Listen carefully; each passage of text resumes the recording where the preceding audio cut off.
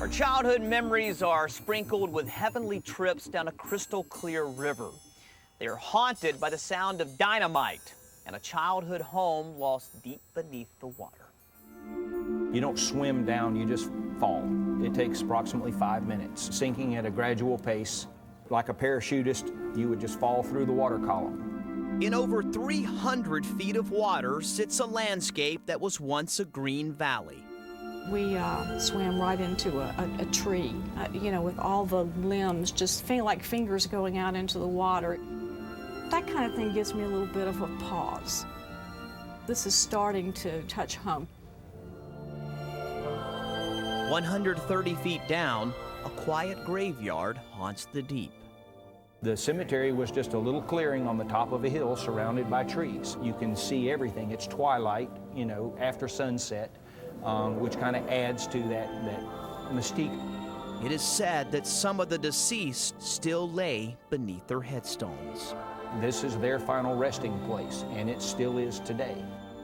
Debbie Fletcher dives in these waters where she once ran through the pastures.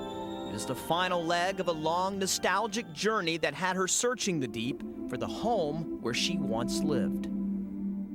Tell me about your childhood at Lake Jocassee. Well, it was Jocassee Valley when I was a child. When we crossed that steel bridge into the valley, we were just in another world. Dirt road, beautiful river ran through the whole valley, completely surrounded by mountains, almost totally undeveloped. It was such cold water, and I remember my uncle telling me, if you're gonna tiptoe into that water, you're never gonna get in it, so you just have to take a run and jump and get in it. It's magical.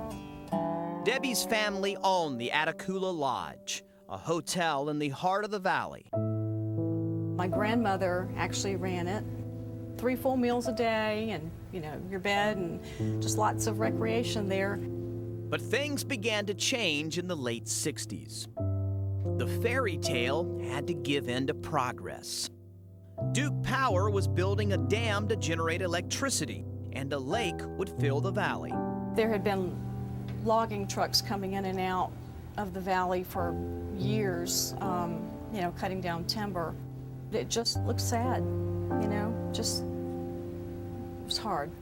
I remember sitting in the river, having a picnic in the middle of the river and hearing the dynamite blasting. As Duke Power raised other homes and buildings in the valley, the lodge was spared, thanks to Debbie's father and a bitter struggle against the power company.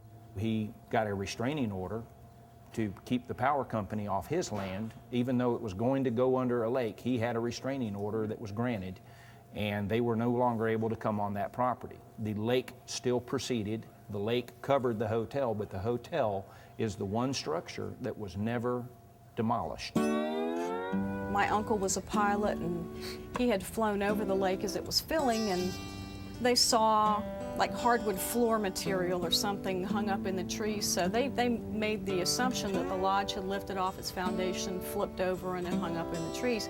The thought of seeing the lake had been too painful for Debbie. It would take years for her to return. I remember the first time I jumped into the lake. I thought I was really expecting the water to be this ice-cold water that the river was, and it wasn't. It was really warm, and that was kind of an upsetting time for me. I wanted to get out really quick.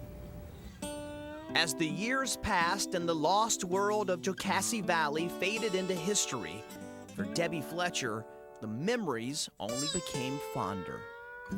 The hardest part for me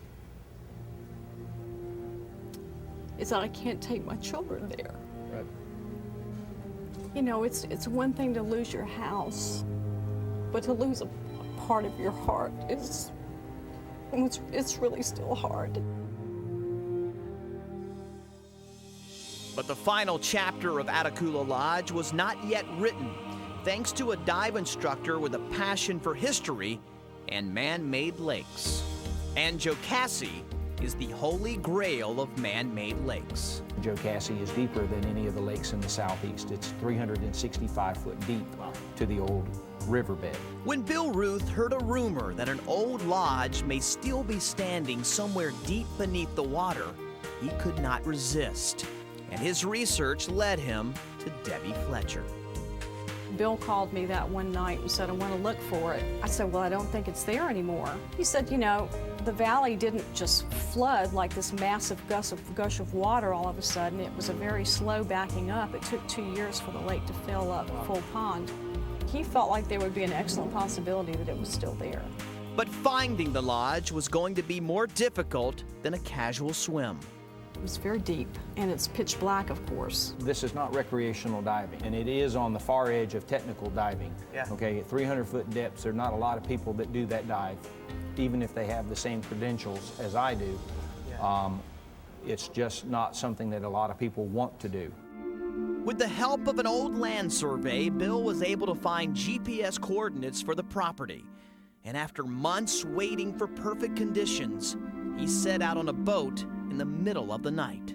And we went out with a camera and suspended it from the surface to a TV monitor at 2 o'clock in the morning when there was no glare on the monitor, no boat traffic, no wind. So I'm out there with a camera suspended 300 feet below and just basically moving my boat slowly, trying to find the hotel. In pitch black for 2.5 hours, Bill squinted into his monitor at the haunting lake bed until out of the darkness, he saw something that hadn't been looked upon for 37 years. The Atakula Lodge. Still standing in defiance of progress, a determined reminder of the lost fairy tale that once played out around her, and for Debbie, a bridge to her lost childhood. I just feel like I'm a very blessed woman. God gave me a desire of my heart it was like reconnecting me to my home. My childhood is frozen in a time capsule down there. Bill has been down with other technical divers several times. They tied a line to the structure that runs up to a buoy several feet below the surface of the water so that the location of the lodge remains a closely guarded secret. He shoots video of the lodge, and at Debbie's request brought her a part of the old homestead to keep. Debbie was inspired to learn to dive, and although she doesn't feel comfortable going to 300 feet, she has taken to diving shallower depths in the lake, at times to meet Bill as he returns from Atakula. For me, it's just a way of getting as close to that place as I can. It's just like saying they didn't get it all. You know, it's not all gone, it's still there. They tell me that unless there's some catastrophe, that the house should be there for a long, long time to come. And that is enough for Debbie Fletcher. A 300-foot nylon line is all that stands between her and the wonderland she once knew.